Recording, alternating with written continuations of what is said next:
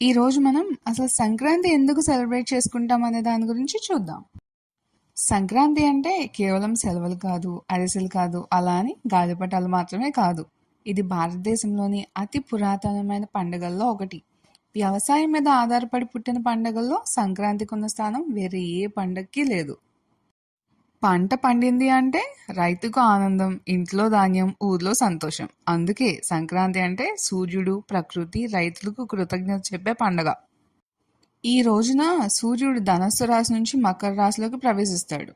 దీంతో ఉత్తరాయణం ప్రారంభమవుతోంది. మన పెద్దల మాటల్లో చెప్పాలంటే సూర్యుడు నేరుగా మన మీద చూసే కాలం. వెలుగు పెరుగుతుంది, చీకటి తగ్గుతుంది. అందుకే ఇది శుభకాలం. సంక్రాంతి ఒక రోజే కాదు, ఇది 4 రోజుల పండగ. మొదటి రోజు భోగి. తెల్లవారుజామున భోగి మంటలు వేస్తాము. పాత బట్టలు, పనికిరాని వస్తువులు మంటల్లో వేయడం అంటే చెడు అలవాట్లకు ముగింపు, నెగిటివిటీకి గుడ్ బై అని అర్థం. గొబ్బిళ్ళు, ముగ్గులు, పిల్లలకు భోగి పళ్ళు. భోగి అంటే శరీర శుభ్రత మరియు మానసిక శుభ్రత. Second day Makar Sankranti. ఇది మెయిన్ డే. ఈ రోజున సూర్యుడు మకర రాశిలోకి వస్తాడు. ఉత్తరాయణం ప్రారంభమవుతుంది. ఇదే శుభకాలం. ఇళ్ల ముందు రంగుల ముగ్గులు, గ్రామాల్లో డాన్సులు, జానపద నృత్యాలు, ఆకాశంలో గాలిపటాలు, కోడిపందాలు, హరిదాసులు, వేషాలు, గంగిరెద్దులు, పూర్వీకులకు నైవేద్యం. ఇవన్నీ మనం సంక్రాంతి రోజు చేసే కార్యక్రమాలు. మూడవ రోజు కనుమ.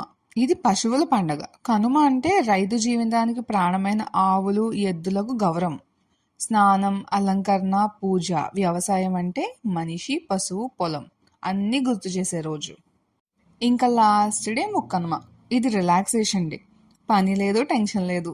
బంధువుల ఇల్లు, గ్రామ ప్రయాణాలు, ఆటలు, విందులు, నవ్వులు. ఇది పండగకు పెట్టే ఫుల్ స్టాప్.